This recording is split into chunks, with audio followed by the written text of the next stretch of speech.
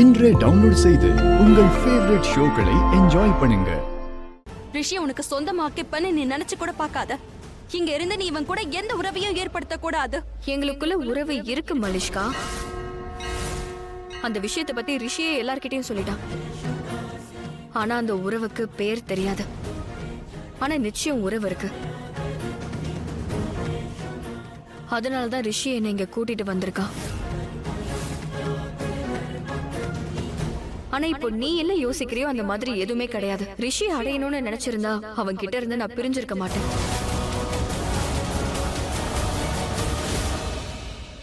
ரெண்டாவது முறை கல்யாணம் பண்ணிக்கிறதா இருந்தா நான் டிவோர்ஸே கொடுத்திருக்க மாட்டேன். எனக்கு அந்த மாதிரி எண்ணங்கள்லாம் கிடையாது. ரிஷிக்கும் அந்த மாதிரி எண்ணங்கள் கிடையாது. ரிஷி என்ன கல்யாணம் பண்ணிக்கிறதா இருந்திருந்தா பல்விந்தருக்கு பதிலா மண்டபத்துல அவன் உட்கார்ந்துருந்தானே, அப்பவே பண்ணிருப்பான். எனக்கும் அது தெரிஞ்சிருக்காது. உன்னாலையும் என்கிட்ட வந்து இப்படி எல்லாம் பேசிட்டு இருக்க முடியாது. இன்னும் சொல்ல போனா ரிஷி எனக்கு கல்யாணம் பண்ணி வைக்க போறான்.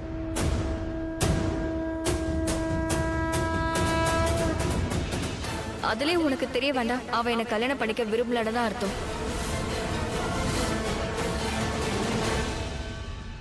You know what? எந்த அளவுக்கு நீ அப்பாவித்தனமா தெரியறையோ அதே அளவுக்கு இனிப்பா பேசவும் உனக்கு தெரியும். ஆனா செயல்பாடு தலை கீழா இருக்கு. ஆப்போசிட். கெட்ட எண்ணங்கள் இருக்கு. ஆனா உன்னோட ஒவ்வொரு நடவடிக்கையும் எனக்கு நல்லா தெரியும். நீ என்ன விரும்புறன்னு எனக்கு தெரியும். என் இடத்துக்கு வர விரும்புறல. உன்னோட இடத்த நான் எப்பவோ எடுத்தாச்சு மலிஷ்கா.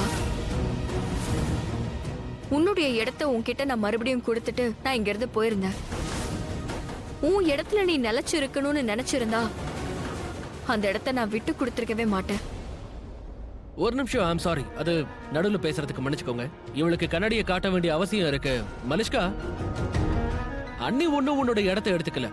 அவங்க இடத்துல தான் இருக்காங்க. நீ தான் அண்ணியோட இடத்துக்கு அது என்ன சொல்லுவாங்க, திருட்டுத்தனம் பண்ற. Shut up! Shut up, I said!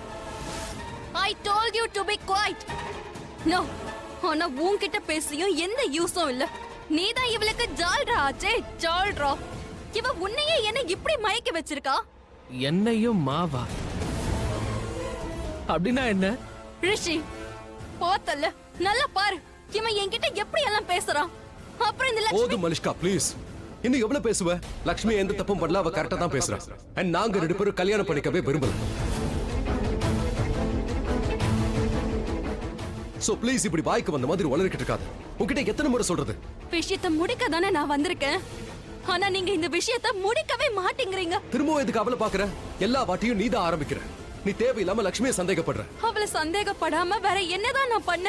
Relax பண்ணிட்டு கண்ணை மூடிக்கிட்டு நான் உட்காரவா? ரிஷினி, இவளை நீ வீட்டுக்கு கூட்டிட்டு வந்திருக்க. இப்ப நீ உன்னோட எக்ஸ் வைஃப் கூட வுட் பி வைஃப் கூட நீ வாழ போறியா?